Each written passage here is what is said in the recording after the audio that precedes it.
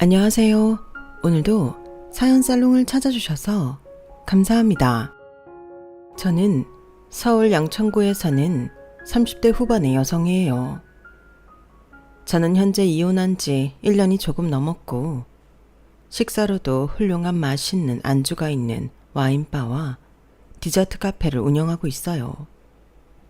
둘 다 미리 예약을 하지 않으면 올 수 없을 만큼 맛집으로 소문이 나 있고 와인바는 지방의 대도시에 분점까지 내게 되었어요. 아이는 어린이집 다니는 아들 하나인데 친정 부모님의 도움으로 지금까지 혼자 잘 키우고 있네요. 이혼을 한 건 2년 전이지만 그 전부터 혼자 키운 거나 마찬가지였어요. 전 남편은 양육비도 제대로 안 보내주고 자꾸 속을 썩여 몇 달 전에 참다 못해 그 인간 사업장으로 찾아갔는데 이건 손님이 없는 건 둘째치고 장사를 하는 건지 마는 건지조차 알 수 없을 정도로 형편없는 지경이더군요. 남편은 자리에 있지도 않았고요. 사장이 그러니 어떤 직원이 일을 열심히 하고 싶겠어요. 저는 속으로 그래, 사람은 다 자기 한 대로 돌려받는다고. 네가 나한테 그렇게 못되게 굴더니 이렇게 됐나 보다 하고 말았네요. 돈 받을 생각은 못하겠더라고요. 이혼 전 남편 놈은 저를 비웃으며 어디 다 망한 와인바 잘해봐라라는 식으로 떠넘겼어요. 그때는 진짜 잘 돼서 복수하겠다는 마음뿐이었어요. 물론 제가 생각하는 대로 돼서 속 시원한 것도 있는데 그렇다고 전 남편을 조롱하고 싶지는 않네요. 이래서 사람이 마음을 굳게 쓰며 살아야 되는구나 하는 생각만 들고요. 그럼 제 상황에 대한 설명은 이쯤 해두고 본격적으로 오늘 제가 있기까지의 사연을 이야기할게요. 저는 30 중반에 결혼해서 남편과 4년 반 정도 결혼 생활을 했어요. 아이도 결혼하고 1년 후에 낳았고요. 남편을 만나기 전에는 제대로 된 연애 한번 해본 적이 없었어요. 직장을 다니며 규칙적인 생활 패턴을 가졌던 저와는 달리 자영업을 하는 남편은 좀 자유로워 보였어요. 남편이 하는 일은 정말 다양했어요. 처음에는 돈가스 집으로 시작했다는데 그건 잘 되니까 탐내는 사람이 있어서 많은 돈을 받고 넘기고 그 후에 와인에 빠져서 와인샵을 냈다고 해요. 그게 잘 돼서 직접 와인을 수입하게 됐고요. 그래서 해외 출장도 2달이나 3달에 한 번 정도는 가더라고요.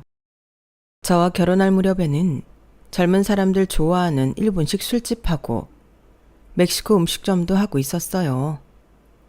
와인바는 3개나 운영하고 있었고요. 남편이 저와 연애할 때 워낙 고급스럽게도 했고 저한테는 평생 자기가 하고 다니는 것처럼 그렇게 좋은 것만 하고 살게 해주겠다더군요. 솔직히 저도 그런 말에 넘어간 것도 있었어요. 평범한 중산층 집안에 모범적인 부모님 아래서 자란 저에게 그 사람이 사는 세계가 반짝반짝하고 멋있게 보이기도 했어요. 남편을 사랑했던 것도 사실이지만 제 마음에 좀 더 편하게 잘 살고 싶었던 욕심이 있었던 것도 사실이에요. 하지만 남편이 보여줬던 화려할 것만 같은 사치스러운 삶은 완전히 신기루였어요. 결혼하자마자 바로 그걸 알게 됐고요. 이건 남편뿐 아니라 시댁 전체가 마찬가지였어요. 시어머니는 자기가 건물주라도 되는 양 떠들고 다녔는데 알고 보니 아주 큰 전통시장에 작은 점포 딸랑 2개 있고 그 상가에서 부동산을 하고 있었어요. 그렇다 해도 정말 짱짱하게 돈 관리 잘하고 멋지게 살 수도 있는데 전혀 그렇지 않았다는 게 문제죠. 왜냐하면 시댁은 이미 대출받은 이자와 원금도 몇 달째 밀려 있었고 가게들도 전부 이리저리 대출을 받은 상태라 더는 돈 나올 곳이 없는 상태였어요. 남편의 가게들도 그렇게 장사가 잘 되지 않았고요. 일본식 술집에 유난히 돈을 많이 들였는데 그걸 뽑아낼 만큼의 수익이 나지를 않고 있었어요. 그러니 남편은 와인을 여기저기 공급해서 그 손해를 메꾸려고 하는 중이었는데 뜻대로 잘 되지 않는 것 같더라고요. 하지만 제가 기막혀한 건 그런 것 때문이 아니었어요. 장사라는 게 잘 될 때도 있고 안 될 때도 있잖아요. 어려운 시기라면 저도 이제 가족이니 힘이 되어주자 싶었죠. 그런데 시어머니가 대뜸 저한테 황당한 소리를 하더라고요. 자기가 갖고 있는 전통시장 가게 중 하나를 저더러 인수하라는 거였어요. 사실 시어머니는 결혼 전부터 제가 평범한 직장인이라고 마음에 안 드는 티 팍팍 냈었거든요.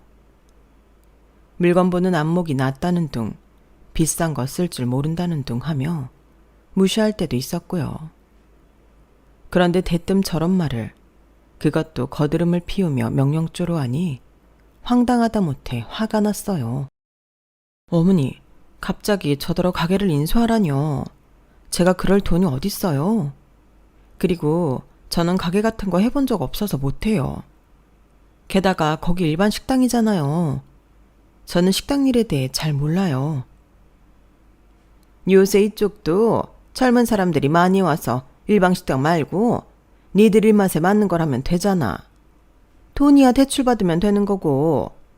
너 회사 경력도 있고 신용도 나쁘지 않은데 대출 받는 게 뭐 어렵다고 그래? 아무리 대출을 받아도 그렇죠. 가게 인수인데 그 돈으로 되겠어요? 그럼 이렇게 하자. 네가 먼저 대출을 받아봐. 그리고 모자라는 돈은 내가 매달 네 가게 매출에서 얼마씩 받아가마.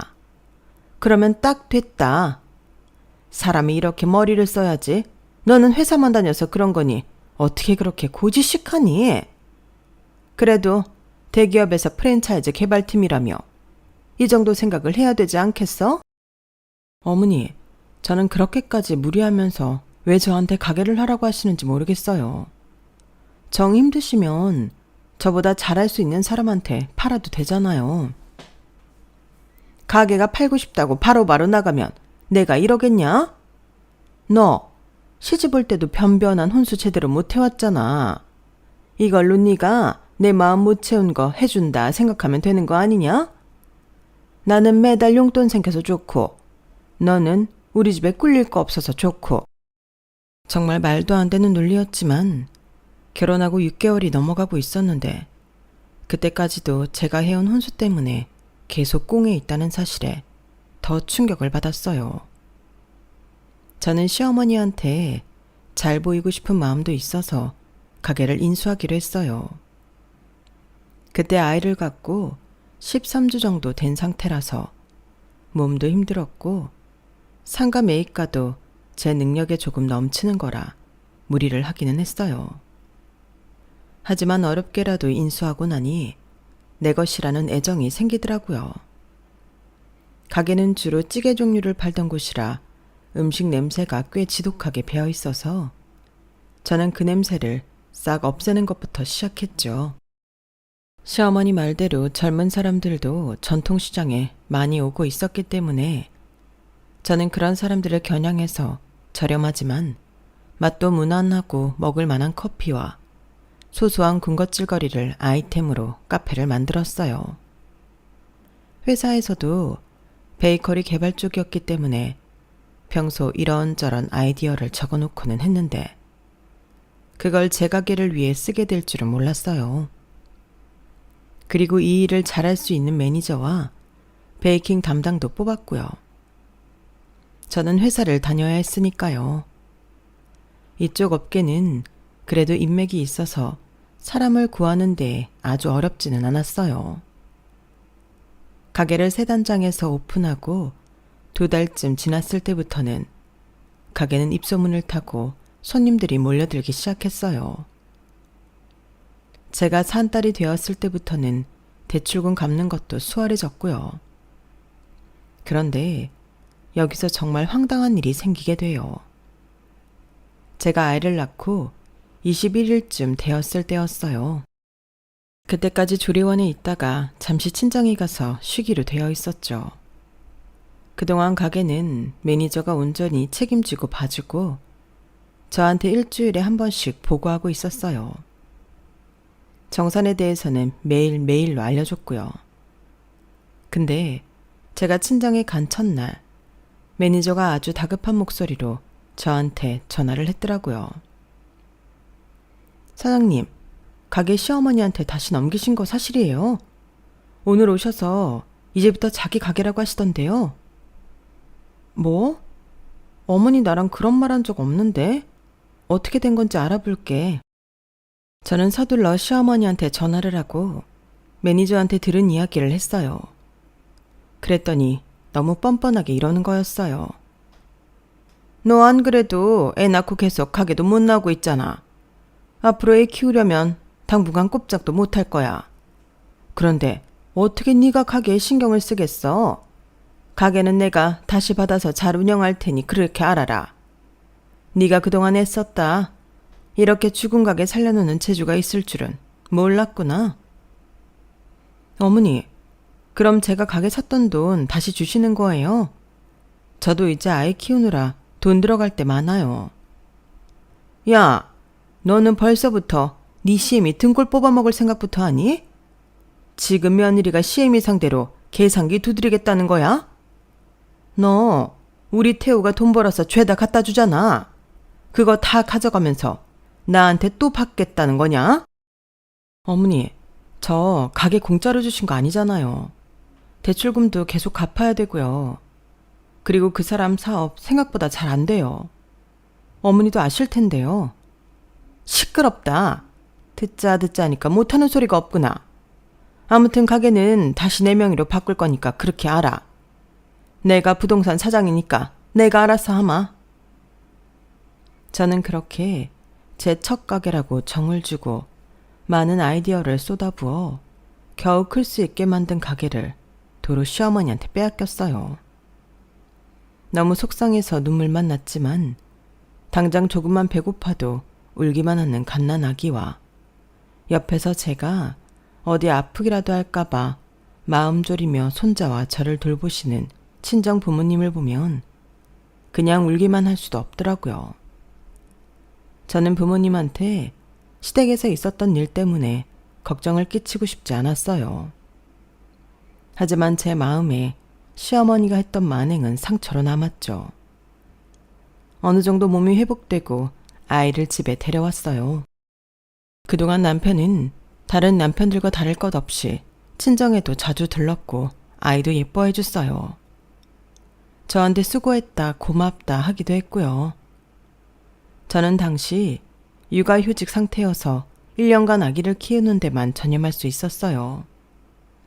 그렇게 몇 개월이 지났을 때 남편이 저한테 회사를 그만두고 자기 매장 중 하나를 관리하라고 하더군요. 너무나 뜻밖의 제안이었어요. 갑자기 그게 무슨 소리야? 지금 나 육아휴직 쓰고 있는데 이렇게 관두면 회사에서 내 입장이 뭐가 돼? 그것만 문제인 거면 별 상관 없을걸. 내가 알아봤는데 육아휴직 중에 회사 관두는 여자들 꽤 있더라고. 그래도 내가 그동안 회사에서 쌓아온 게 있는데 내 이미지를 그렇게 만들고 그만둘 수는 없어. 근데 왜 갑자기 나한테 매장 관리를 하라는 거야? 네가 우리 엄마 가게도 살려놨잖아. 그거 보니 너 자영업에도 꽤 재능 있다 싶더라고. 가만 보니 네가 요즘 사람들 원하는 게 뭔지도 잘 알고 말이야. 회사에서 그런 일을 하니 아무래도 보고 배운 게 있어서 그렇구나 싶어. 내 입장에서도 믿고 맡길 수 있는 사람하고 같이 하는 게 낫잖아. 가족만큼 믿을 수 있는 사람이 또 있겠어? 안 그래? 남편은 잘 생각해보라고 했어요. 처음에야 무조건 회사에 복직한다는 마음이었는데 시간이 지나면서 남편이 오죽 믿을 사람이 없으면 나더러 매장을 맡아달라고 할까 싶은 마음이 들더라고요. 그래도 여전히 회사에 마음이 있었기 때문에 저는 육아휴직 기간을 채우고 회사로 돌아갔어요. 그거에 남편은 불만이 이만저만이 아니었어요. 야, 넌 어떻게 내가 하는 말을 거절하냐? 솔직히 그럴 줄 몰랐다. 실망이야. 라더니 아이도 제대로 봐주지 않더라고요. 어쩌다 야근 때문에 아이를 저 대신 봐달라고 하면 자영업자는 노는 줄 아느냐며 화부터 냈고요. 부부관계도 점점 나빠지는 데다가 언제까지고 친정 부모님한테 신세를 질 수 없어서 고민 끝에 회사를 그만두기로 했어요. 복직하고 3달도 못 다니고 말이죠. 진작에 그럴 것이지. 내가 아는 일본식 술집 있잖아. 그것 좀 네가 어떻게 해봐. 나 거기서 자꾸 적자나서 미칠 것 같아. 네가 엄마 가게 살린 그 솜씨로 우리 가게도 좀 살려봐라.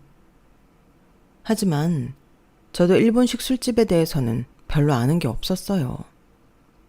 저는 술이 중심이 아닌 식사 중심으로 바꾸면 좋겠다고 제안했고 남편은 제가 해보고 싶은 대로 하라고 하더군요. 그래서 먼저 주방장하고 의논한 다음에 시장 조사를 하고 젊은 사람들이 돈을 좀 쓰고 싶을 때 올 수 있는 일본 가정식 음식점으로 바꾸었어요. 물론 술도 팔기는 했지만 그건 주가 아니었고요. 거기에 맞춰 가게 리모델링을 살짝 하려는데 남편이 대출을 더 못 받는다고 어려워하더라고요. 그래서 리모델링은 포기하고 술집 분위기 내는 장식품만 다 떼어버리고 시작했네요.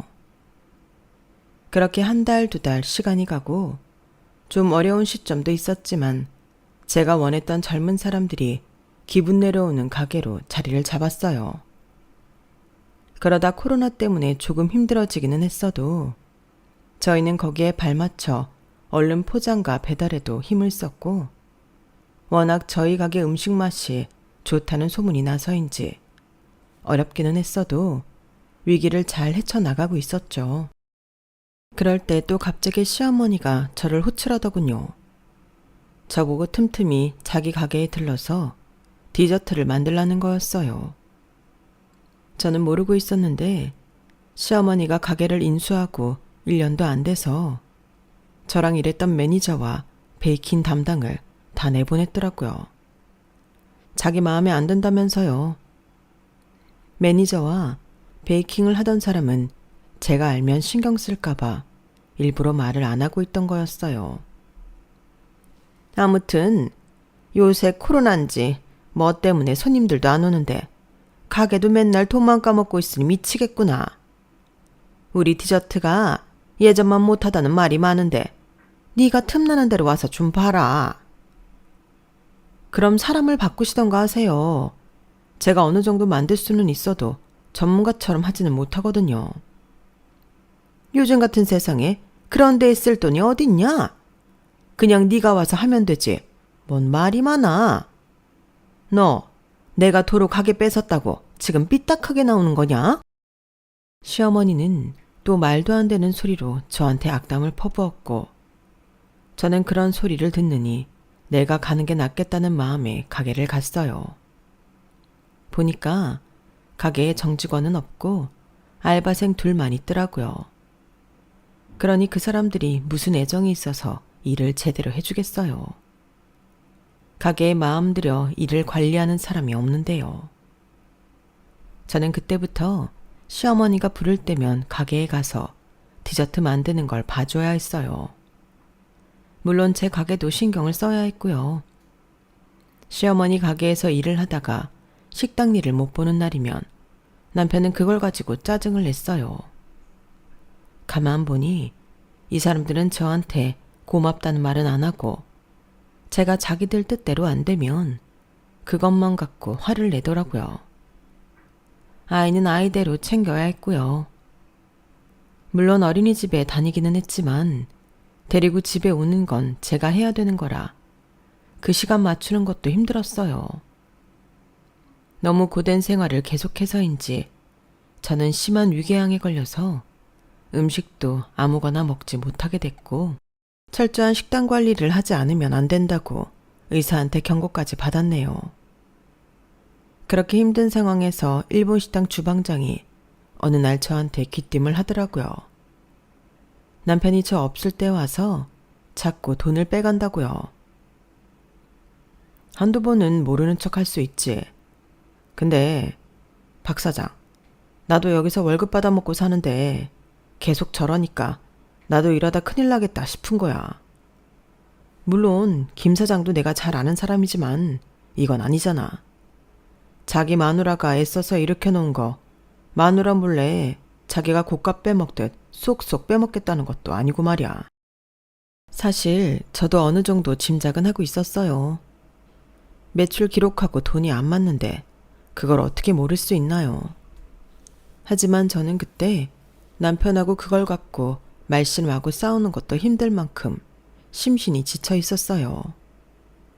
어떻게든 나랑 우리 아들 먹고 사는 데에만 지장 없이 잘 살자는 마음으로 하루하루 버티고 있었거든요. 그러던 어느 날 정말 기막히고 어이없는 이야기를 듣고서 남편과 이혼을 결심하게 됐어요. 그 이야기를 해준 건 다름 아닌 남편의 절친이었어요. 그 사람도 더는 저 혼자 고생하는 걸 두고 볼 수 없어서 말해주는 거라고 하더라고요. 재수 씨 어떤 사람인지 제가 그동안 봐서 알잖아요. 태우가 제 친구여도 진짜 재수 씨한테 너무하는 것 같더라고요. 어머니도 그렇고요. 재수 씨, 제 이야기 잘 듣고 앞으로 어떻게 할지 결정하세요. 태우 그 자식 주식으로 돈 날려먹고 그 다음에 코인하다 또 날려먹었어요. 그러더니 한탕에서 메꾼다고 여기저기 기웃대더니 요즘 내기 골프에 미쳐있더라고요. 걔 거기 갖다 바친 돈 어마어마해요. 그거 다 재수씨 가게에서 빼가는 것 같고요. 그걸 언제부터 하신 건데요? 그런 지 좀 된 거 맞죠? 재수씨도 눈치는 채고 계신 건가요? 내기나 하고 다니는 건 몰랐죠. 단지 뭔가 있구나 하는 건 알았어요. 전처럼 와인 알아보러 해외에 잘 나갈 수도 없는데 며칠씩 집에 안 들어오는 때가 적지 않으니까요. 좀 일찍 알려주시죠. 그랬다면 제가 무작정 참지만은 않았을 텐데요. 그래도 태호가 저랑 오랜 친구잖아요. 저도 이렇게 말하기까지 고민 많았어요. 그건 좀 알아주세요. 친구도 친구 나름대로 사정이 있고 자기 친구 가정이 파탄나는 걸 보고 싶지는 않았겠죠. 그런데도 말했다는 건 그만큼 저를 또 좋게 봤다는 뜻일 수도 있고요. 저는 먼저 증거 확보를 위해 남편이 지방에 국내산 와인을 보러 간다는 말을 듣고 조심스럽게 미행을 했어요. 흥신소 같은 데에 맡기는 방법도 있었지만 제가 직접 제 핸드폰에 현장을 담아오는 게 훨씬 낫다는 생각이 들었거든요. 남편은 친구가 말한 것처럼 정말 숲속 어느 골프장에 가더니 거기서 미친 듯이 골프만 치고 있더군요. 그래놓고 번번이 지고 큰 돈을 상대에게 현금으로 줬고요. 그런 현장을 모두 사진과 동영상으로 찍은 후 저는 남편을 유책 배우자로 변호사를 선임해서 이혼 서류를 보냈어요. 그랬더니 남편은 그럼 당장 제가 하던 가게에서 나가라는 거였어요. 그 가게 내 이름하고 공동명의인데 나더러 나가라고? 내가 다 살려놓은 가게인데? 미쳤어? 네가 이래서 안 되는 거야. 나 네 이름 공동명의 계약서 쓰고 몇 달 뒤에 다시 이름 바꿨어. 내 걸로. 근데 너 그거 증명하려면 아마 힘들 거다. 그러니까 그냥 네가 나가. 지금 네가 유책 배우자야. 그런데 어디다 대고 큰 소리를 쳐? 나한테 위자료도 줘야 되는데 그 가게에서 나를 쫓아내겠다고? 위자료를 줄 가게는 따로 있으니까 걱정하지 마. 라며 코웃음을 치더라고요. 이 인간은 제가 지랑 더는 살 마음이 없다는 걸 알고 아주 배째라로 나왔어요. 시어머니도 저한테 한다는 말이 없는 집 딸 받아줬더니 뒤통수 친다나요? 정말 어이가 없죠. 그러면서 자기네 집에서 돈 한 푼도 가져가지 못하니까 그렇게 알라고 하더군요. 남편이 내기골프 치는 현장 사진과 동영상을 보더니 말을 좀 바꾸기는 했지만요. 애 양육비는 보내마. 그래도 우리 핏줄인데 그것까지 안 줄 수는 없지 않니? 대신 너 먹고 쓰는데 한 푼도 들어가면 안 된다. 정말 징글징글한 인간들이라는 생각에 저는 두 번도 보고 싶지 않아서 얼른 쇼부를 봐야겠다 싶었어요. 근데 남편이 저에게 주겠다고 한 가게는 정말 거의 망해가는 와인바였어요. 하지만 저는 속으로 칼을 갈며 다시 한번 내가 얼마나 잘하는지 보여주겠다고 굳게 다짐했어요. 그 가게가 시어머니한테 뺏긴 가게보다는 가격이 더 되긴 했죠. 그래서 계약서 제대로 쓰고 그 가게가 제 명의임을 공증까지 받고 변호사까지 찾아가서 일일이 검토하고 그리고 저는 그 지긋지긋한 사람들과 완전히 갈라섰어요. 두 번 당할 순 없잖아요. 친정 부모님한테 너무 죄송해서 어떻게 말해야 좋을지 몰랐죠. 그래서 당분간 아들하고 같이 지낼 월세를 얻었는데 부모님이 어떻게 아시고 오셔서는 집으로 가자고 하셨어요. 엄마는 저를 끌어안고 우시면서 괜찮다고 다독이셨고요. 우리 딸 고생했어. 엄마가 우리 딸 이렇게까지 힘들게 살았는 줄 미처 몰랐네. 정말 미안해. 이제 마음 좀 놓고 편하게 살자. 엄마 아빠가 힘닿는 대로 너랑 우리 서준이 지켜줄게. 엄마와 아빠의 따뜻한 말씀에 전 어른이 돼서 처음으로 목 놓아 울었네요. 그렇게 집으로 돌아와 한 달 정도는 휴식을 취한 후에 저는 본격적으로 가게를 재단장할 계획을 세웠어요. 그래도 그동안 이쪽 일을 하며 이 사람 저 사람 신뢰관계를 잘 쌓은 덕분인지 먼저 나서서 도움을 주는 분들도 계셨어요. 저는 연인들뿐 아니라 여성분들도 친구들끼리 와서 즐겁게 와인을 즐기며 맛있는 음식을 먹을 수 있으면 좋겠다 싶어서 세련됐지만 아늑하고 안정적인 분위기를 줄 수 있게 리모델링을 했어요. 음식을 해서 내보내는 주방과 별도로 와인과 무알콜 칵테일을 준비해주는 바를 마련했죠. 조명도 은은하고 너무 밝지 않게 했어요. 무엇보다 기본으로 나가는 서비스 안주에 신경을 많이 썼어요.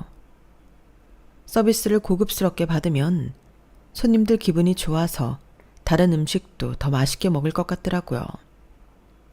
SNS에 홍보도 많이 했고 또 저와 친분이 있던 분들도 홍보를 많이 해주셨어요.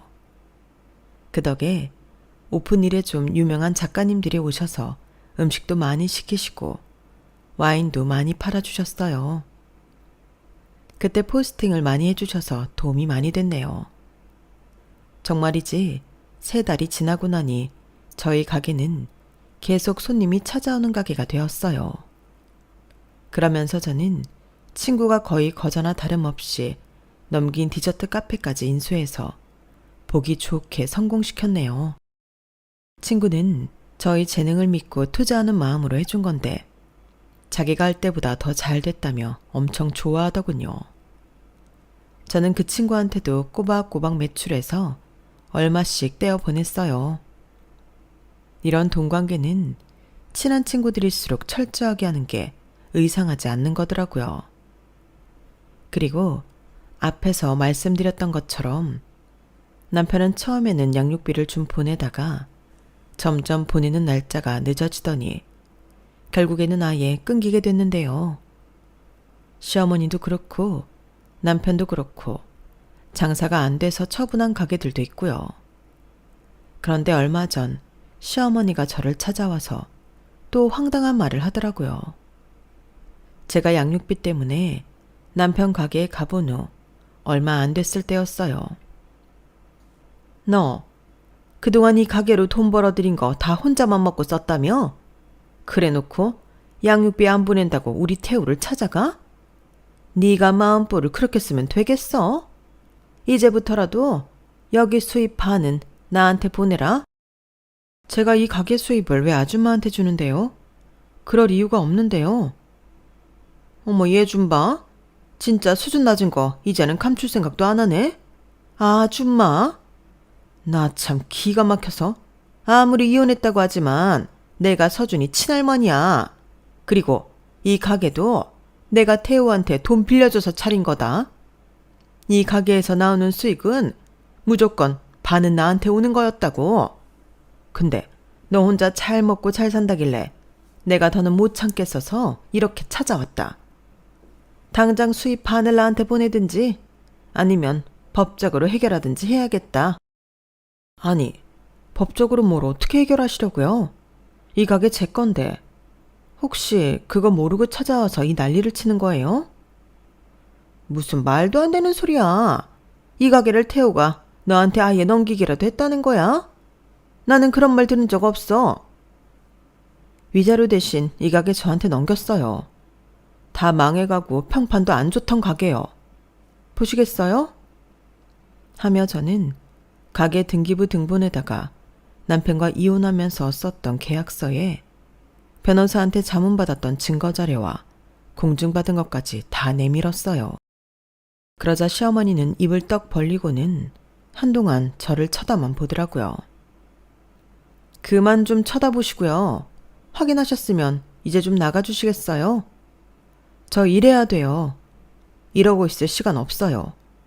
오픈할 때 다 됐어요. 예, 너 우리 태호랑 다시 합칠 생각은 정말 없는 거냐? 아무리 사이가 안 좋아서 이혼을 해도 예정을 생각해서 재결합하는 부부들도 있다. 이참에 우리 재결합론이나 해보자꾸나. 저 아줌마가 왜 그러는지 다 알겠거든요. 돈 때문이잖아요. 지금 아줌마도 돈줄 다 막혔고 그 인간도 돈 못 벌어서 이러는 거죠. 아줌마, 저한테 뭐라고 했어요? 저 이혼할 때 못 사는 집 딸 데려왔더니 뒤통수 친다면서 이 집에서 한 푼도 못 가져간다고 했죠. 그러다가 그 인간 내기골프 증거 들이미니까 양육비만 준다고 했고요. 저야말로 예정을 생각해서 그 인간이 양육비 안 보내는 거 그냥 넘어가려고 했는데요. 아줌마가 이딴 식으로 나오면 저도 가만히 못 있죠.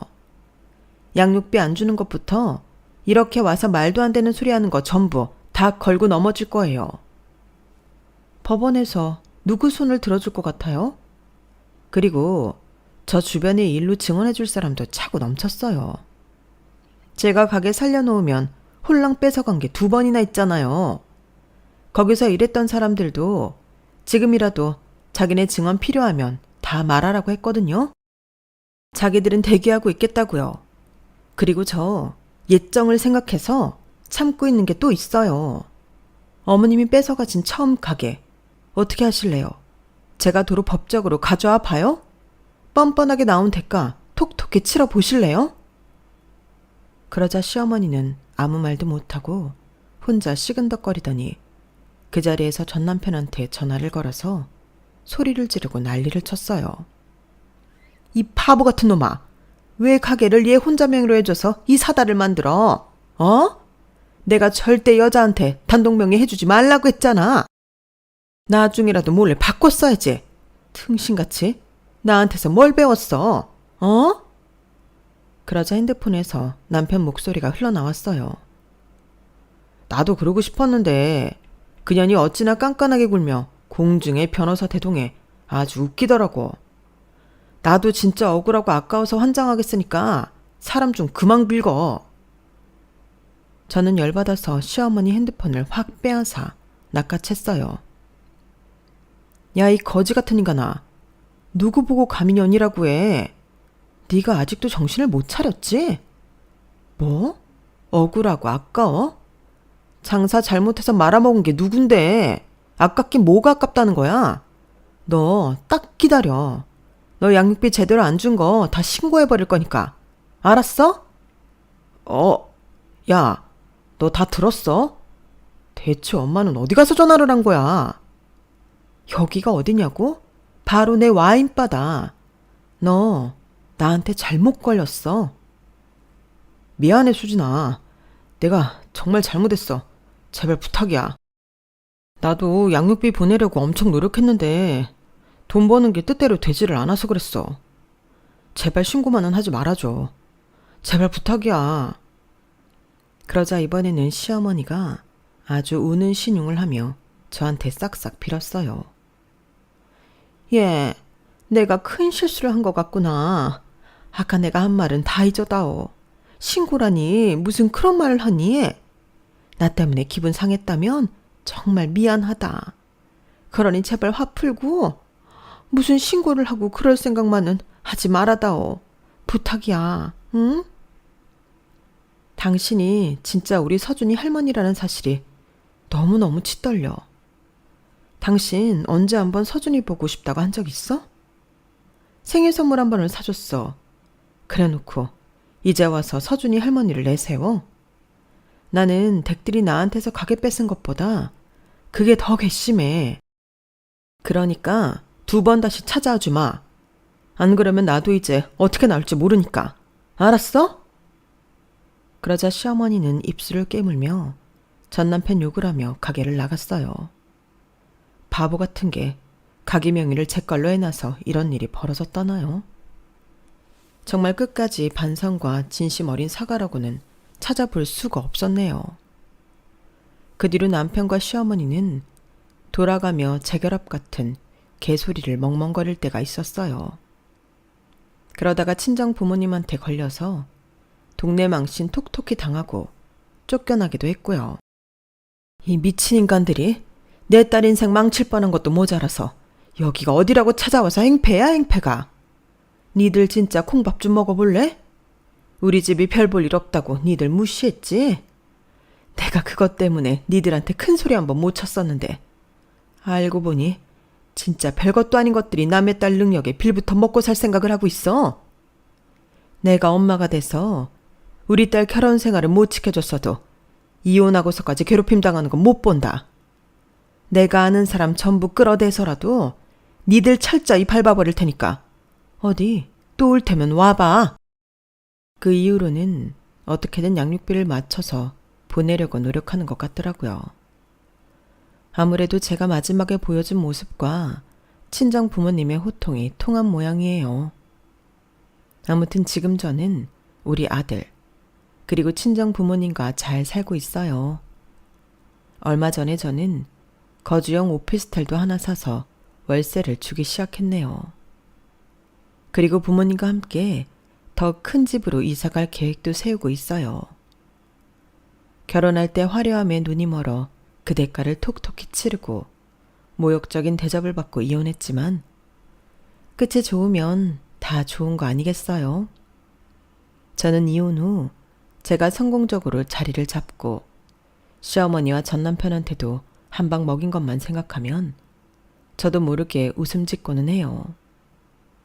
물론 복수가 다 좋은 건 아니지만 그래도 속이 풀리는 느낌이랄까요? 하지만 그들이 영원히 못 살라고 저주하거나 하지는 않을 거예요. 그런 나쁜 마음을 먹는 건 다 자기한테 돌아오는 것 같더라고요. 저는 제 아들과 마음 편히 잠들고 깰 수 있는 거 그거 하나 감사하면서 살아가려고 해요. 제 이야기는 여기까지예요. 들어주신 모든 분들 감사드리고요. 매일 행복하고 건강하시길 바랄게요. 여러분, 사연 댓글에 응원과 현명한 조언 부탁드려요. 좋아요와 구독은 저에게 큰 힘이 됩니다. 오늘도 좋은 일 가득하세요.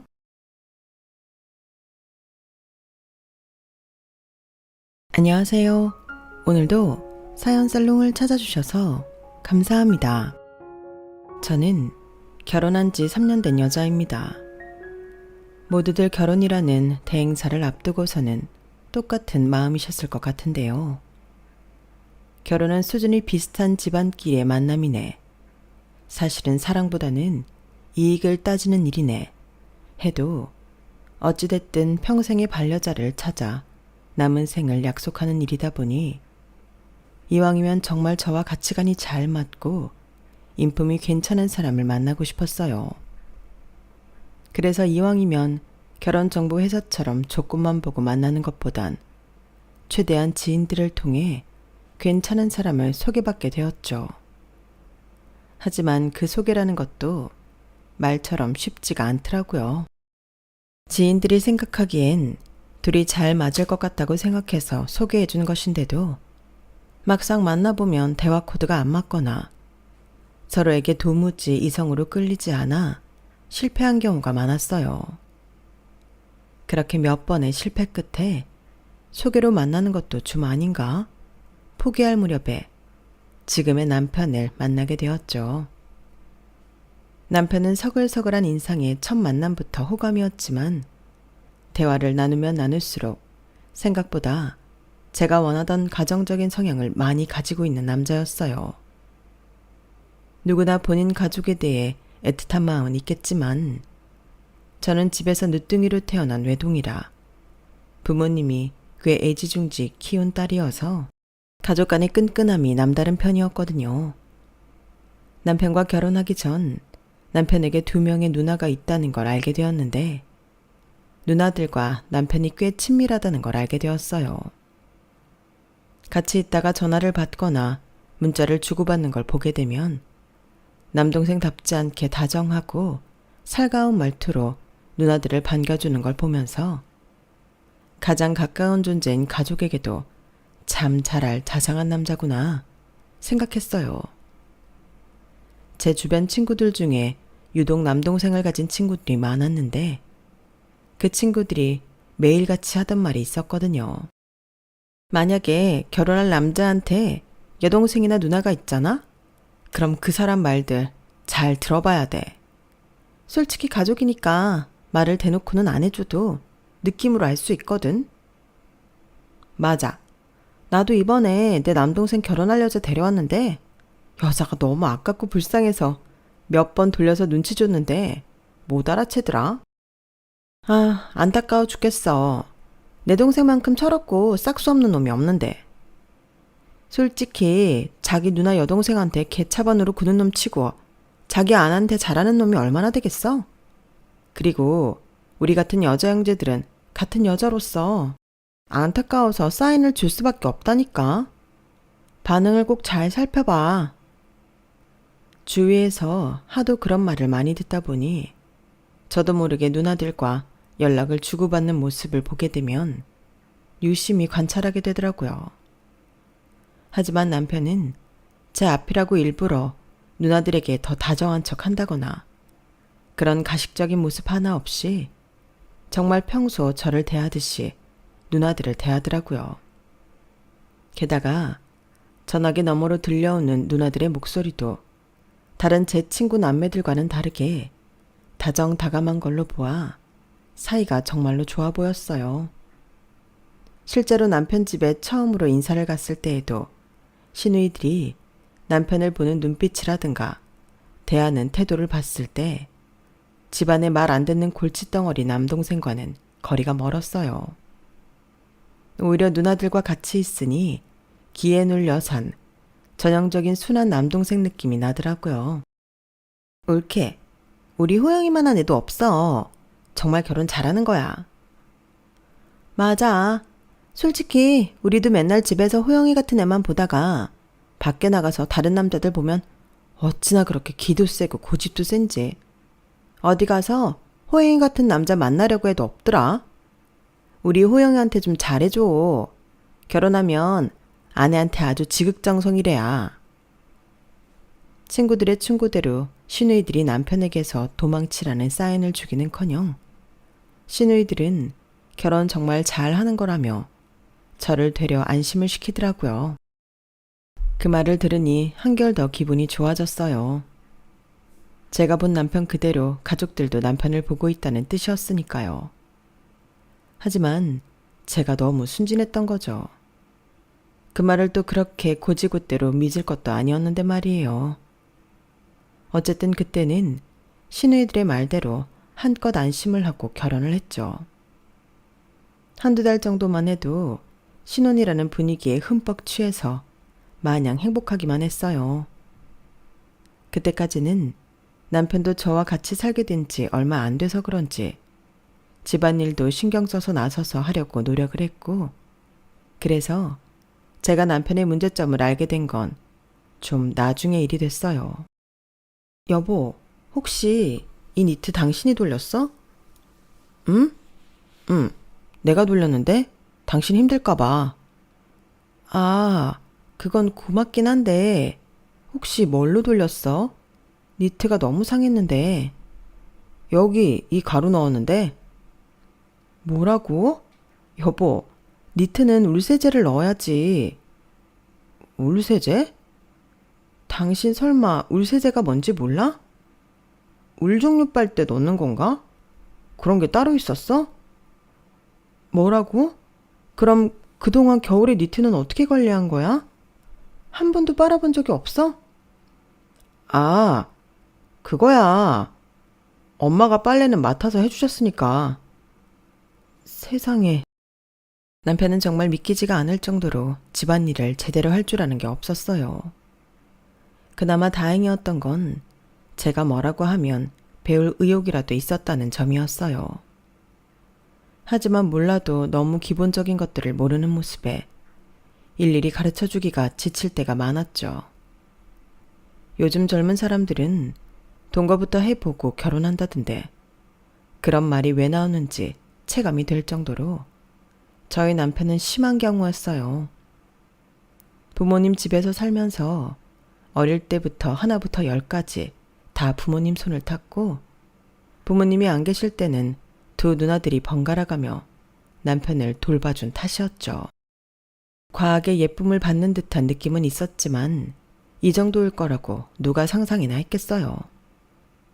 그나마 시간이 많은 주말마다 남편을 붙잡고 하나하나 가르쳐서 남편은 점점 인간이 되어갔어요. 남편이 할 줄 아는 게 늘어날수록 저도 조금씩 편해졌고요. 하지만 결혼 전부터 내심 마음에 걸리던 게 하나 더 있었어요. 그건 바로 남편이 장롱면허라는 점이었어요. 남편이 운전을 못한다는 건 결혼 직전에 알게 됐어요. 결혼식 당일날 보통은 신랑이 운전을 해서 이동을 한다던데 남편이 운전을 못한다는 이야기를 직전에 해버린 바람에 저는 너무 황당했죠. 남편과 1년 동안의 연애 기간 동안에는 둘 다 서울에 거주했고 딱히 여행 같은 건 같이 간 적이 없었던 터라 운전을 못한다는 건 꿈도 못 꿨어요. 지갑에서 운전면허증도 본 적이 있고 그저 운전을 별로 좋아하지 않아서 차를 안 샀다고만 알고 있어서 연애할 때 차를 탈 일이 있어도 제 차로 제가 운전을 짧게 해서 같이 타본 게 전부였거든요. 그마저도 저는 제 차를 남편이 모는 건 좀 마음이 불편해서 남편에게 운전 한번 해달라고 할 생각을 못했네요. 아무튼 운전을 못한다는 사실을 결혼 직전에 알게 되고 난 후로 내심 그 사실이 찜찜하게 느껴져 남편에게 운전 연수를 시켜야겠다는 생각을 했어요. 하지만 제 생각을 밝히자 다른 건 곧이곧대로 듣던 남편이 질색을 하더라고요. 뭐라고? 꼭 그렇게까지 운전을 해야 돼? 어차피 우리 서울 살아서 거의 대중교통 이용할 거 아니야. 그리고 운전은 당신이 할 줄 알기도 하고. 둘 중에 한 명만 할 줄 알면 된 거 아니야? 운전 연수도 생각보다 비싸던데. 난 굳이 안 배우고 싶어서. 지금은 할 필요 없더라도 나중에 혹시 아이가 생기고 하면 운전할 일이 많을 텐데 미리 배워두는 게 낫지. 그리고 운전을 하고 싶어서 하는 사람이 어딨어? 다들 필요하니까 하는 거지. 우리 결혼식 때도 당신 운전할 줄 몰라서 괜히 친구분한테 부탁하고 불편했잖아. 못하면 그렇게 불편할 일이 생긴다니까? 면허도 딴 사람이 왜 이래? 배우면 또 금방 익혀. 일단 다녀보고 다시 말해. 스스로 생각하기에도 논리적으로 반박할 말이 없었는지 남편이 입을 다물더라고요. 그렇게 마지못해 남편은 운전 연수를 시작했어요. 다닌 지 2주쯤 되었을까요? 어머님께 갑작스럽게 전화가 오더라고요. 어머님, 웬일이세요? 너, 우리 호영이 운전학원 보냈니? 네? 네, 그건 왜요? 아우, 무슨 평생 서울에서만 산 애를 운전을 시킨다고 그래. 어차피 배워봐야 운전할 일도 하드가 없는데. 내가 괜히 너네 어떻게든 서울에 살게 하려고 길을 썼는 줄 알아? 우리 호영이 겁도 많은데 애를 운전을 시키고 그러냐, 속상하게. 어머님, 운전은 이 나이 때 남자치고 안 하는 사람 호영 씨밖에 없어요. 나중에 아이라도 생기면 운전을 할 줄 알아야 곤란한 상황이 생겼을 때 바로바로 대처를 하죠. 아우, 그거야. 네가 운전을 할 줄 아니까 된 거 아니니? 저만 운전한다고 어디 되나요? 저도 피치 못할 사정으로 운전 못하게 되는 상황이 올 수도 있고 평생 저 혼자 운전할 수는 없잖아요. 누구 한쪽에 좀 하면 어떠니? 옛날은 남자들만 운전했었는데 이제는 세상이 바뀌었으니 여자가 운전 좀 해도 되지. 무슨 고집인지는 모르겠지만 어떻게든 아들은 운전시키기 싫다는 뜻을 내비치시는데 너무 기가 막히더라고요. 적당히 대답하고 넘어가고 싶었지만 막판에는 너무 화가 나서 어쩔 수 없이 저도 말이 막 나갔어요. 그러는 어머님은 운전 못 하시잖아요. 그렇게 대놓고 말했더니 어머님은 아무 말씀도 못 하시더라고요. 침묵이 길어지는 듯 하더니 어머님이 마음이 상하셨는지 전화를 먼저 끊으셨어요. 제가 다시 전화를 걸어 달래드려야 된다는 건 알았지만 왜인지 그러고 싶지 않더라고요. 저도 여기서 감정이 상했다는 걸 정확히 표현하고 넘어가야 할 것 같았어요.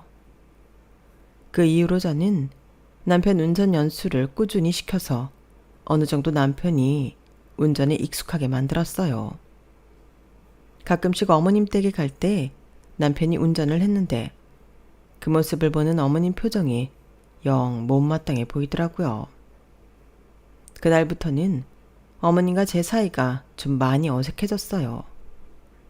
그래도 어색하다고 딱히 불편할 건 없더라고요. 분위기는 시누이들이 많이 띄워주는 편이었고 어머님과는 필요 없는 이야기를 주고받지 않아도 되니 저는 내심 편했어요. 하지만 제가 시댁에 대해 간과한 사실이 있었다면 남편을 애지중지 싸고 도는 걸 넘어서 사이가 좋아도 너무 좋다는 사실이었어요. 결혼을 하고 첫 남편 생일은 시댁에서 보냈어요. 그 뒤로는 매년 생일을 시댁에서 보내기엔 생각만 해도 피곤해서 남편에게 둘이서만 보내자고 제안을 했죠. 남편도 분명히 좋다고 동의를 했어요. 여보, 그럼 오늘은 나가서 먹을까? 생일이니까 좀 예쁘고 맛 좋은 데서 식사하면 좋을 것 같은데. 뭐 좋은 데 있어? 나야 좋지.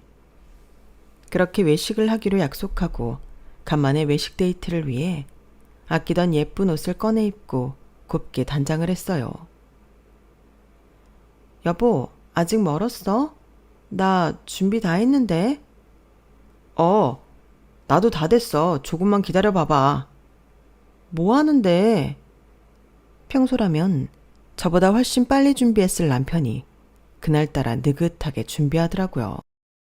더 준비할 것도 없는데 뭘 저렇게 꾸물거리나 싶어 안방으로 들어가 보려는 찰나 초인종이 울렸어요. 누구세? 형님들? 옳게 우리야. 연락도 없이 갑자기 무슨 일이세요? 무슨 일이긴, 오늘 호영이 생일이잖아. 우리 하나밖에 없는 남동생 생일인데 누나들이 그냥 넘어갈 수 있나? 저 올해 생일부터는 부부끼리 보내기로 한 걸로 알고 있는데요. 저라고 동생 생일 축하하러 오겠다고 잔뜩 들떠있는 시누이들을 실망시키고 싶진 않았지만 선을 확실히 그어두지 않으면 매번 이런 일이 반복될 것 같아서 확실하게 짚었어요. 하지만 두 형님들은 눈 하나 꼼짝 안 하더라고요. 그래? 아니, 그래도 어떻게 그러니? 평생을 가족끼리 생일 챙기고 살았는데 결혼했다고 갑자기 생일까? 우리가 뭐 멀리 사는 것도 아니고 다 같은 서울 땅 사는데 안 챙기기 너무 아쉽잖아. 그렇다 해도 이렇게 갑자기 찾아오시면 너무 곤란해요. 생일상이라고 따로 차려놓은 것도 없고 이제 막 외식하러 나가려던 참이었거든요. 그래? 그건 걱정 마. 우리가 설마 옳게 고생시키려고 왔겠어? 생일상은 원래부터 우리가 쭉 차려왔어. 걱정 말고 옳게는 앉아있어. 응? 제가 말릴 틈도 없이 들이닥친 시누이들은 양손 가득 싸들고 온 보따리를 식탁에 내려놓더니 갑자기 음식을 하기 시작했어요. 제가 예민한 건지는 모르겠지만 전날 깨끗하게 싹 치워놨던 제 부엌이 남의 손에 의해 어지럽혀지는 걸 보니 기분이 썩 좋지가 않더라고요. 그렇다고 좋은 의도로 요리를 해주시겠다는데 말리기도 못하고 여간 난처한 게 아니었어요. 옳게는 아직 모르는구나. 우리 호영이가 원래 생일에는 집밥으로 한 상 차려줘야 좋아해. 아, 그래요? 그 말이 끝나기 무섭게 소란스러운 바깥 상황에 나와본 남편이 시누이들을 보고 얼굴이 환해지더라고요. 누나들, 웬일이야? 웬일이긴. 너 우리가 차려준 생일상 먹어야 생일 보낸 것 같다고 하잖아. 매형들은? 야, 몰래 왔지. 너 생일 챙기러 온 거 알면 또 유난이라고 난리다. 이따 엄마 아빠만 잠깐 오실 거야. 대화를 듣고 있자니 너무 어이가 없더라고요. 아무리 시댁에서 해준 집이라지만 여긴 엄연히 저희 신혼집이었어요. 시댁 식구들이 이렇게 저 집 드나들듯 드나들고 집주인 허락도 없이 시부모님을 멋대로 초대하는 것까지 정말 말도 안 되는 상황이 너무 많아 지적하고 싶어도 입이 안 떨어지더라고요. 말을 한다고 해도 통할 것 같지 않아서 저는 차라리 시누이들이 음식을 하는 동안 시위하듯 앉아 있었어요. 저들 멋대로 집에 들어와서 시키지도 않은 노동을 하고 있는데 제가 굳이 도울 이유가 없을 것 같더라고요. 시누이들도 저를 힐끗 쳐다보긴 했지만 딱히 뭐라고 하진 않았어요. 시어머니가 도착하고 난 뒤 밥상에 수저나 올리는 정도였죠. 제 딴은 이렇게라도 해야 저희 집에 이런 식으로 오는 일이 없을 것 같아서 취한 최소한의 방어였어요. 어쩌거나 제 동생은 어찌나 그리 아끼는지 밥상은 정말 최근 먹어본 적 없는 상다리 휘어지는 진수성찬으로 차려졌어요. 장 보는 것부터 엄청 고생했겠다 싶더라고요. 남편 덕분에 밥은 맛있게 먹었지만 이상하게 그날따라 컨디션이 안 좋은 느낌이 들어서 빨리 시댁 식구들이 집에 갔으면 바라고 있는데 도저히 갈 기미가 안 보이더라고요. 야, 형님들이 음식 다 했으니 뒷정리는 네가 좀 하렴. 어차피 그릇 같은 거 어디다 정리해야 한지는 집주인이 더 잘 아니까. 그게 효율적이지 않겠니? 어머님은 제가 형님들 저녁 준비할 때 별로 돕지 않은 것을 내심 마음에 두고 있으셨는지 식사가 끝나자마자 그 말씀을 하시더라고요. 저도 저녁을 너무 잘 얻어먹은 건 사실이라 그건 거절하기가 힘들었어요. 그런데 설거지를 하러 부엌에 들어가 보니 부엌이 정말 가관이더라고요. 요리를 하면서 중간중간 정리를 하게 되기 마련인데 그런 중간 과정 하나 없이 요리 재료들과 양념들이 뚜껑까지 죄다 열린 채 요리하던 그대로 놓여 있더라고요. 남편이라도 불러서 도우라 하고 싶었지만 남편은 생일 주인공이랍시고 가운데 떡하니 자리 잡고 앉아 형님들이 새로 차리는 다과상을 받아먹고 있었어요. 그 모습을 보자니 가뜩이나 컨디션도 안 좋은데 속에서 천불이 나는 것 같았어요. 제가 아무리 뚫어져라 뒤통수를 쳐다봐도 뒤를 돌아보지 않더라고요. 그날은 제가 졌다 싶어서 포기하고 뒷정리를 다 했어요. 제가 뒷정리를 다 하고 돌아갔을 즈음엔 다과상은 끝나 있더라고요. 며느리 입은 입도 아닌 건지 일을 하고 있던 사람 몫은 남겨놓을 법도 한데 정말 치사하게 쿠키 한 톨도 남겨놓지 않고 다 먹었더라고요. 그날 시댁에 돌아가고 나서는 당연하게도 남편과 한바탕 싸움을 치렀어요. 아무리 생각해도 남편이 형님들이 올 거란 걸 모르고 있었을 리가 없다는 생각이 들었거든요. 평소보다 훨씬 늑장을 부렸던 게 자꾸 생각났거든요. 반복된 말싸움과 취조 끝에 남편은 이실직고를 했어요. 사실 매년 생일에는 누나들이 집밥을 차려줘서 외식하기가 싫었다고요. 진짜 너무 열받아서 그날 집을 제대로 뒤집었어요. 원래 스케줄대로였다면 좋은 데서 편하게 외식이나 하고 깔끔하게 집에 들어왔을 텐데 간만에 예쁘게 꾸몄던 게 무의미하게 땀 범벅에 피곤해 보이는 제 모습이 너무 초라해 보이더라고요. 다음날 바로 출근을 해야 해서 남편에게는 다음 생일부터는 꿈도 꾸지 말라고 신신당부를 한 뒤 하루를 끝냈어요. 정말 이쯤 되니 시댁이 저에게 특별히 악랄하게 한 건 없었다 해도 너무 피곤하게 느껴지더라고요. 남편에게도 최대한 제 입장을 설명한 뒤 시댁과의 불필요한 만남을 줄여나가기로 이야기를 했어요. 남편이 확실하게 알아들었는지는 약간 의문이었지만요. 어쨌든 제 나름대로 거리를 두기 시작하니 쓸데없이 얼굴 붉힐 일은 좀 줄어들었어요. 하지만 그건 어디까지나 저에게 국한된 일이었고 남편은 아니었죠. 결혼을 해도 남편은 그 집안의 사랑스러운 막내 아들이었어요. 어머님부터 시누이들까지 마치 최면이라도 걸린 것처럼 남편이 조금이라도 고생할까봐 애틋해하고 전전긍긍해 했어요. 이제는 제법 눈치가 생긴 남편이 저를 데리고 가진 않더라도 시댁의 자잘한 모임에는 끊임없이 불려나갔죠. 나중이 되니 그것도 싫더라고요. 어쨌든 저랑 있어야 할 시간에 시댁에 가 있는 거니까요. 게다가 얼마 못 가 다시 한번 화가 나는 일이 생겼어요.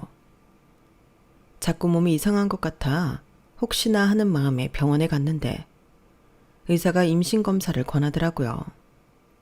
설마 하는 마음에 해봤는데 결과는 임신이었어요. 너무 기쁜 마음에 바로 남편에게 전화를 했죠. 여보, 나 임신했어. 뭐? 그게 정말이야? 그동안 자연시도 자꾸 실패해서 포기하고 있었는데 이렇게 갑자기도 찾아오는구나. 나 정말 믿기지가 않아. 나도 여보. 지금 땡땡병원이지? 마침 나 퇴근 중인데 좀만 기다릴래? 내가 거기로 데리러 갈게. 오늘 저녁에 맛있는 거 먹자. 축하 파티 해야지. 알겠어. 얼른 와. 기쁜 마음으로 기다리고 있는데 금방 온다던 남편에게서 한참 동안 연락이 없는 거예요. 전화를 몇 통 했는데 안 받아서 운전 중이라 그런가 보다 했는데 한참 뒤에야 회신이 왔어요. 여보, 정말 미안한데 집에 먼저 가 있을래? 응? 갑자기 왜? 엄마가 잠깐 깜빡한 게 있어서 장을 보러 가야 하는데 너무 힘들 것 같다고 운전해달라고 부르셔서 왔어. 뭐라고? 전 순간 제 귀를 의심했어요. 시댁이랑 저희 집이 멀지 않은 건 맞았지만 퇴근하는 아들을 붙잡아다 장 보러 가는데 운전해달라고 부르는 시어머니는 난생 처음 들었어요. 운전시키지 말라고 불안하다고 난리칠 땐 언제고 이제 운전할 줄 안다고 사람을 마음대로 오라가라 하는 것 같아 순간 화가 나더라고요. 당신은 바보야? 무슨 그런 걸 일일이 찾아가. 다른 날도 아니고 오늘은 그러지 말았어야지. 나 임신했잖아. 축하 파티 하자며. 결혼해도 도무지 자기 가족에게서 벗어나지 못하는 듯한 남편에게 서운해서 소리를 치자 갑자기 옆에서 전화를 바꿔들었어요. 어머니였죠. 예, 너는 늙은 시어머니가 혼자 장 보다가 사고라도 나면 속이 시원하겠니? 내가 필요할 때 내 아들 불러다 도움 좀 받겠다는데 왜 사람을 이렇게 갈고? 어머님, 그 사람 어머님 아들이지만 이제 제 남편이기도 해요. 그래, 너 임신한 거 축하한다. 근데 그게 뭐 그리 별거니? 남들 다 아는 거 이제 겨우 따라잡은 거면서 누군 임신 안 해봤나? 지금은 굳이 차로 태워 다녀야 할 시기도 아니고 그냥 알아서 집에 오면 되지. 뭐가 그리 불만이야? 벌써부터 이러는 거 보니 아주 임신했다고 유세 떨게 눈앞에 훤하다 훤해. 어머님이 신경질적으로 전화를 확 끊어버렸어요. 대체 무슨 일이 일어난 건지 정신이 멍하더라고요. 가장 축하받아야 할 날에 이런 취급을 받는 게 너무 속상했어요. 남편이 제 가족이 아닌 시댁의 아들로밖에 안 느껴지더라고요. 문득 그렇게 따지면 저도 가족이 있는데 이런 기분을 왜 느끼고 있어야 되나 싶어서 그 길로 친정에 가버렸어요. 갑자기 찾아왔는데도 부모님은 따뜻하게 반겨주셨고 임신 소식을 알리자 같이 기뻐해 주셨어요. 온전히 저에게만 애정을 쏟아주시는데 이게 가족이지 싶더라고요. 근데 왜 연락도 없이 왔어? 김서방은. 임신 소식은 당연히 아는 거지? 김서방은 시어머니 장 보는 거 따라간다고 운전하러 갔어요. 뭐? 이런 날? 엄마 아빠도 의아하긴 하셨지만 굳이 더 자세히 얘기하진 않았어요. 괜히 더 이야기했다간 남편 욕먹이고 저도 눈물이 터질 것 같았거든요. 한참 있다가 시어머님 시중이 끝난 건지 남편에게서 연락이 오더라고요. 여보, 기분 풀어. 내가 정말 미안해. 집에 없던데 데리러 갈게. 어디야? 나 찾지 마. 오늘 자고 갈 거야. 장모님 댁이야? 금방 갈게. 남편은 한 걸음에 달려왔어요. 남편 얼굴을 보니 진작이랄 것이지 싶어 원망스럽더라고요. 남편은 저를 보자마자 꼭 안아줬어요. 여보, 임신 축하해. 너무 고마워. 우리 앞으로 진짜 잘해보자. 그 얘기를 하는데 어떤 감동도 안 느껴지더라고요. 남편이 제 가족이라는 느낌이 안 들어서였던 것 같아요. 아이가 생겨도 시댁이 부르면 금방 떠나버릴 것만 같은 느낌이 들었죠. 아유, 김서방. 늦은 시간에 먼 길 온다고 고생이 많았네. 저녁은 먹었나? 급하게 온다고 못 먹게 했는데 괜찮습니다. 시간이 너무 늦어서요. 아우, 무슨 소리야. 사람이 밥은 챙겨 먹고 살아야지. 이리 와. 안 그래도 혜은이 임신했다 그래서 아까 우리도 한 상 차려 먹었어. 금방 차려줄 테니까 여기 앉아 있어. 이제 애 아빠인데 힘내야지. 부모님은 먼 길을 왔다며 남편에게 한 상 가득 따뜻한 음식을 내주셨어요. 그리고 아이 아빠가 됐다고 이런저런 덕담도 아끼지 않으셨죠. 이제 자네도 한 가정의 가장이 되었으니까 뭐니 뭐니 해도 가정을 첫째로 생각을 해야 돼. 자네가 꾸린 이 가정이 앞으로 자네가 평생 책임지고 함께해야 하는 운명 공동체 같은 거니까. 무슨 말인지 알지? 새삼 그때서야 보이더라고요. 제가 시댁에 있을 때의 모습과 남편이 친정에 와 있을 때의 모습은 사뭇 다르다는 걸요. 누구나 다 하는 임신으로 유세 떠냐는 시어머니의 말씀이 떠오르면서 갑자기 눈물이 왈칵 차올랐어요. 결혼은 똑같이 했는데 왜 서로 집에서 해주는 대우는 이렇게 다른 건지 이해가 안 되더라고요. 제가 밥상머리에 앉아 갑자기 울음을 터뜨리니 부모님은 깜짝 놀라셨고 남편은 안절부절 못했어요. 혜은아, 너 왜 그러니? 무슨 일 있었어? 저는 어쩔 수 없이 자초지종을 이야기했고 이야기를 다 들은 부모님께서는 심각한 얼굴을 하셨어요. 김서방, 잘 들어. 나도 부모인지라 우리 딸이 그런 대접 받으면서 사는 거 싫다. 김서방도 앞으로 아까 내가 말한 것처럼 우리 딸이 1순위여야 하고 그럴 자신이 없으면 당장 헤어지도록 해. 장인어른, 저는 혜운이랑 헤어질 생각 없어요. 저희 집이 워낙 끈끈해서 그래요. 제가 잘 말씀드려 볼게요. 그렇게 따지면 안 끈끈한 집이 어딨나? 그리고 헤어질 생각이 없었으면 애 눈에서 눈물은 나게 하지 말았어야지. 그것도 이렇게 좋은 날에 말이야. 난 애 생겼다고 참고 살아라. 그런 말 하고 싶지도 않다. 혜윤이 너도 똑바로 들어. 애 혼자 키우는 한이 있더라도 엄마 아빠는 너 그런 대접받으면서 살게는 못해. 며느리를 꽂아 놓은 보릿자루만 못하게 취급할 거면 결혼을 왜 시켰어? 앞으로 시댁에서 한 번만 더 그러면 그땐 이걸 보여드려라.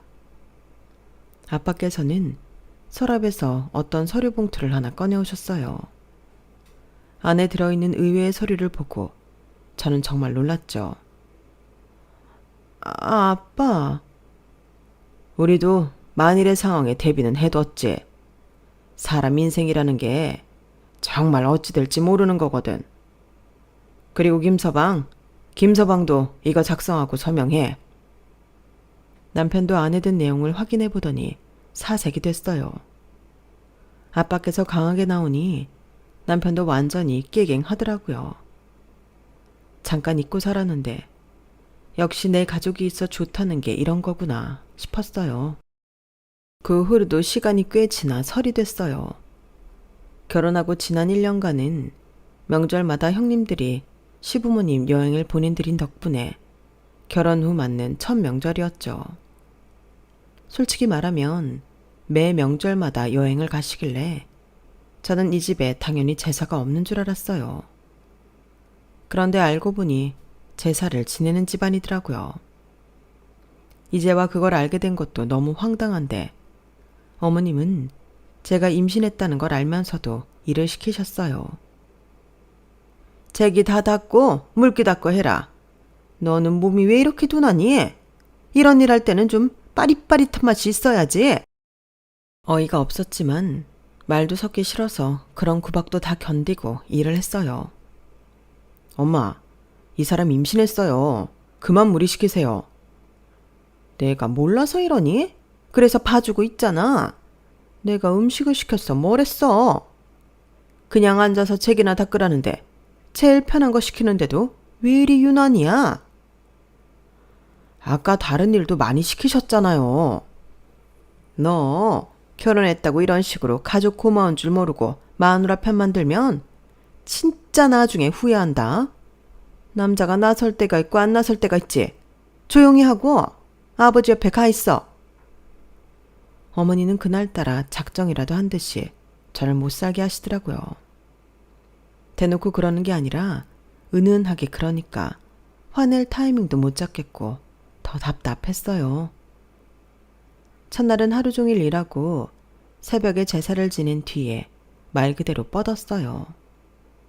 다음날 피곤해서 도저히 몸을 움직일 수가 없는데도 남은 제사 음식으로 상을 차리고 또 뒷정리를 하느라 몸이 남아나질 않았죠. 제가 일할 때는 남편이 도왔는데도 피로가 가시지 않았어요. 원래 그날 저녁에 저희 친정으로 갈 예정이었는데 도저히 안 되겠어서 하루를 더 자기로 했어요. 하지만 하루를 더 자고 일어나니 어머님이 갑자기 근처 전망 좋은 카페에 가자며 변덕을 부리셨어요. 어머님, 오늘은 친정에 내려가 봐야 해서요. 누가 내려가지 말래? 어차피 저녁에 내려갈 거라며. 낮까지 좀 놀자는 거지. 하지만 어머님 비위대로 맞춰드리다 보니 체력에 한계가 오더라고요. 저도 이렇게 피곤한데 앞으로 운전해서 내려가야 할 남편은 오죽할까 싶었어요. 그래도 오늘 무리해서라도 내려가지 않으면 이대로 시댁에 발이 묶여버리겠다는 생각이 들더라고요. 그래서 저녁 먹고 일어나기 무섭게 어머님께 말씀을 드렸죠. 어머님, 저 이제 가볼게요. 더 늦으면 이 사람이 너무 피곤할 것 같아서요. 뭐? 이 시간에? 이 시간에 가면 진짜 피곤할 텐데. 오늘 하루 종일 밖에서 돌아다녔는데 괜찮겠어? 그래도 오늘은 꼭 가봐야 해서요. 벌써 시댁에 3일이나 있어서 오늘 안 내려가면 친정에 인사도 못 드리고 명절이 끝날 것 같아서요. 하여간 마음에 안 들어 정말. 그래도 얘 얼굴 좀 봐라. 다크서클이 턱 밑까지 내려오게 생겼는데 무슨 이 시간에 운전을 시키겠다는 거야? 졸음운전하다가 사고나 안 나면 다행이지. 그깟 친정이야. 꼭 명절에 가야 될 이유 없지 않니? 니넨 제사도 안 지낸다며. 다음에 시간 생기면 가고 정 명절에 가야겠으면 오늘은 우리 집에서 자고 내일 출발하든가 해라. 저희도 친정 갔다 온 다음 스케줄이 또 있어서요. 오늘 꼭 가야 해요, 어머님. 원래 어제 가려던 거 하루 더 있었던 거예요. 뭐? 기어이 오늘 가야겠으면 운전은 네가 하든가. 네가 니네 집 가고 싶어 환장한걸? 왜 우리 아들이 고생을 해야 되니? 안 그래도 운전도 못하던 애를 바득바득 운전 가르쳐 놓은 것부터 마음에 안 든다더라니. 결국 이러려고 애를 그렇게 독하게 가르쳐 놨구나. 난 밤길 장거리 운전 걱정되니까 내려가야겠거든. 네가 해. 제가 뭘 남편에게 못 가르칠 거 가르쳤다고 이런 소리를 들어야 하는지. 그쯤 되니 화가 너무 나더라고요. 어머님이 이 사람 바보 만들어 놓고는 그걸 자랑이라고 말씀하세요? 저희 나이 되면 여자들도 다 운전하는데 아들이 운전한다고 안절부절 못하는 사람은 어머님밖에 없으세요. 그렇게 귀하고 대단한 아들 포기 못하겠으면 그냥 어머님이 데리고 사세요. 저는 필요 없으니까. 뭐야? 너 지금 당장 뱃속에 있는 아이는 어쩌려고 그런 소리를 해? 남편 없이 애 키우는 게 그렇게 쉬운 일인 줄 알아? 아, 아이는 바로 포기하시게요. 그럼 저야 좋죠. 어차피 지금 어머님이 해주신 집 좁아 터지고 애 키울 만한 환경이 되는 동네도 아니었어요. 전 이혼하면 부모님께서 물려주시기로 한 집에 들어가 살 거예요. 뭐? 그게 무슨 소리야? 저는 가방에서 만약을 대비해 챙겨왔던 서류를 꺼내 어머님께 내밀었어요. 서류를 확인한 어머님 눈이 커졌죠. 서류 안에 들어있던 건 동탄에 있는 40평대 신축 아파트 계약서와 남편과 제 항목이 다 기입되어 있는 이혼 서류였어요. 니네 이게 뭐야? 똑바로 설명 안 해? 어머님이랑 형님들이 하도 내 아들 내 동생 거려서 저는 제가 남편이랑 결혼한 건지 남의 집 귀한 식구를 납치해 온 건지 헷갈리더라고요. 임신했다는 아내도 내팽개치고 자기 엄마 심부름하러 달려가는 남자를 믿고 제가 어떻게 평생을 함께 하겠어요. 그래서 저희 부모님께서 시댁에서 한 번만 더 이런 식으로 나오면 남편이랑 이혼하라고 하셨어요. 이혼하면 동탄에 있는 아파트 저한테 주시겠다고요. 그 동네가 애 키우기엔 훨씬 좋고 대중교통도 더 잘 되어 있거든요. 솔직히 지금 사는 동네는 애를 위한 시설도 아무것도 없고 대학생들 자치촌이잖아요. 집도 코딱지만한 거 해주셨는데 거기서 어떻게 애를 키우겠어요? 제가 평생 열심히 일해도 이 아파트 사기 힘든데 차라리 남편 버리고 아파트를 얻는 게 낫죠. 야, 이 화상아. 너는 저걸 저렇게 덜컥 작성해주면 어쩌니? 장인어른께서 작성하라고 하셔서 어쩔 수가 없었어요. 저기 며느라, 잠깐만 우리 생각을 좀 해보지 않겠니? 갑자기 이렇게 나오면 나도 입장이 곤란하잖아. 어머님이야 이제 생각해 보실지 몰라도 저는 전부터 생각했어요. 뭐 임신 전에야 별 생각 없었어요. 가족끼리 끈끈하면 좋지 사이 나쁜 가족보단 낫다고요. 그런데 솔직히 저한테 너무하다고 생각 안 드세요? 그러니까 이제부터 얘기를 해보자는 거 아니야. 나는 네가 우리 가족끼리 끈끈한 걸로 그렇게 소외감 느낄 줄 상상이나 했겠냐고. 소외감이요? 소외감이란 말은 이럴 때 쓰는 게 아니에요, 어머님.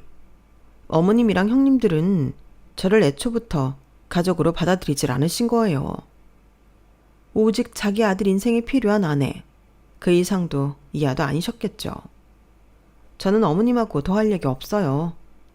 어머님께서 결국 저를 대하는 태도가 안 변했으니 저도 저희 부모님 말씀대로 할래요. 잠깐만. 그럼 이거 하나만 물어보자. 우리 사이가 풀려서 이혼 안 하면 그때는 사돈께서 그 집을 너희 줄 생각이 있으신 거니? 처음부터 이혼 목적으로 주려던 집은 아니실 거 아니니? 어머니는 그 와중에도 그게 궁금하세요? 이혼 안 하면 안 준다고 하면요. 이혼시키시게요? 예, 너는 말을 왜 이리 자꾸 극단적으로 해? 그게 아니라 잘 해결돼서 둘이 그 집 가서 살 수 있으면 참 좋겠다 싶어서 그러지. 네 말대로 애 키우기도 참 좋은 동네고. 글쎄요. 그건 어머님이 하시는 거 봐서 결정할 문제네요. 어머님은 제가 세게 나오니 자존심이 많이 상하신 듯 했지만 아파트 계약서를 보며 꾹 참고 계신 것 같았어요. 당장이라도 제 손인 제출해버리면 관계가 끝나버릴 이혼 합의서까지 있으니 심하게 갈등하시는 것 같았죠. 어머니는 짧게 고민하고 결론을 내셨는지 갑자기 제 앞에 납작 엎드리셨어요. 그래, 용서해다오. 엄마, 내가 그동안 너를 불편하게 한 것들 전부 다 잘못했다. 앞으로는 내 아들보다는 네 남편이라 생각하며 대할게. 그럼 되지 않니? 글쎄요. 어머님이 하실 수 있으시겠어요? 하면 되지 왜 못해? 내 귀한 아들 결국 좋은 집 살게 하는 일인데 어미가 돼서 못할 것도 없지. 그동안 있었던 일은 있고 다시 잘해보자꾸나. 난 이게 잘못된 건 줄도 몰랐어. 사람은 누구나 실수를 하지 않니? 응?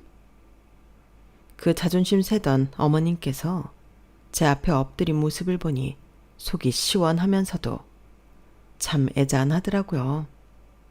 도대체 뭐 때문에 저 세대 어머니들은 저렇게 아들의 목맬까 싶기도 했고요. 네, 어머님, 한 번은 봐드릴게요. 앞으로는 좀 저희 부부로서의 삶도 존중해 주세요. 그래, 고맙다. 정말 고맙다, 우리 며느리. 아무리 제 속을 썩였던 시부모님이라지만 어린이 제 앞에서 빌고 있으니 그 모습이 썩 보기 좋기만 하진 않더라고요. 어머님을 얼른 일으켜드리고 저희는 그 길로 친정에 내려갔어요. 친정 부모님 얼굴을 보니 다시 눈물이 터지더라고요. 부모님 아니었으면 평생을 그렇게 살거나 이혼했거나 둘 중 하나라고 생각하니 참 상상만으로도 막막하더라고요. 지금은 어머님께서 약속하신 대로 저희 부부를 일절 터치 않고 계세요. 마음만 먹으면 이렇게 쉽게 하시는 걸 왜 못하셔서 그동안 절 괴롭히셨던 건지 의문이 들더라고요. 하긴 제가 많은 걸 바란 것도 아니고 그저 저희 부부의 삶을 존중해달라고 한 것이니 그리 어려운 부탁도 아니긴 했죠. 이렇게 재산 가지고 협박 아닌 협박을 한 끝에야 겨우 평화가 찾아왔다는 게 한편으론 씁쓸하지만 어찌됐건 남편과는 시댁 문제가 빠지니 큰 트러블 없이 아이를 낳고 행복하게 지내고 있어요. 시댁도 제 뒤에 저희 가족이 든든히 버티고 있다는 걸 인지한 뒤로는 제 앞에서 딱히 가족애를 강조하지 않아서 속이 시원하네요. 며느리에게도 부모님이 있고 가족이 있다는 걸 모든 시댁에서 늘 잘 기억하고 있는 분위기가 됐으면 좋겠네요. 그럼 저도 그 적정한 거리감에 시댁에 더 잘하게 될 텐데 말이에요. 제 사연은 여기까지입니다. 함께 해주신 분들 감사드리고요. 앞으로 모두들 꽃길만 걸으세요. 여러분, 사연 댓글에 응원과 현명한 조언 부탁드려요. 좋아요와 구독은 저에게 큰 힘이 됩니다.